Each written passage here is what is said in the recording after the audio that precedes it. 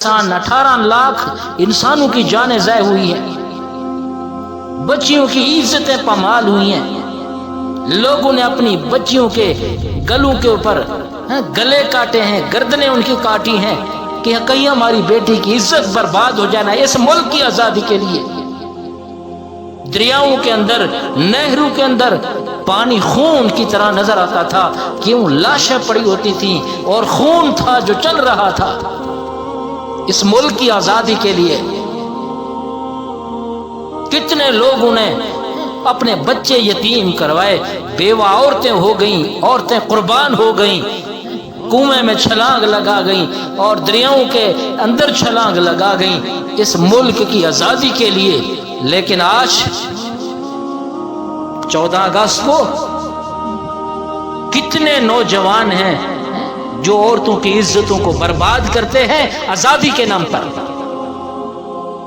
कितनी बेटियां अपनी इज्जतें नीलाम करती हैं इस आजादी वाले दिन पर। क्या खबर तुम्हें कि इस मुल्क को कैसे आजाद किया गया था, कैसे इसके ऊपर कुर्बानी की गई। एक घर में तकरीब थी, खाना दस्तरखान वसी, कई अकसाम के खाने, ये रिश्तेदार आ गया, वो आ गया, हाँ जी खाना शुरू करें।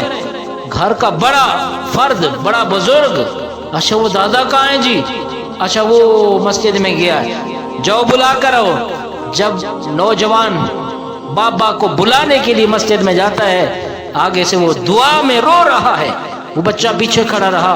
बुजुर्ग ने दुआ खत्म की और बच्चे ने कहा आपको घर में बुला रहे हैं, खाना खाना है। बुजुर्ग घर में आया, कई अकसाम के खाने देखे, बच्चियों के चेहरों के ऊपर परचम का निशान देखा, बच्चियों का सब्ज लिबास देखा और बच्चियों के सरों के ऊपर आधा दुपट्टा देखा, बच्चियों की हालत देखी और दस्तरखान पे बैठे कई अकसाम के खाने देखे और लोगों के चेहरों के ऊपर, खानदान के चेहरों के ऊपर खुशी के आसार देखे। बुजुर्ग रो पड़ा, चीख पड़ा, सब हैरान हो गए, बाबा क्या हुआ?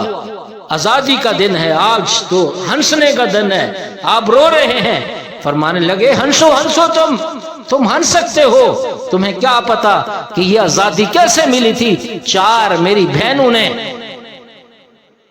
कुएं के अंदर किसी ने छलांग लगाई, किसी ने दरिया के अंदर छलांग लगाई और 4 मेरी बहनों ने अपनी इज्जत को बचाने के लिए, पाकिस्तान की आजादी के लिए जानों के नजराने पेश किए हैं।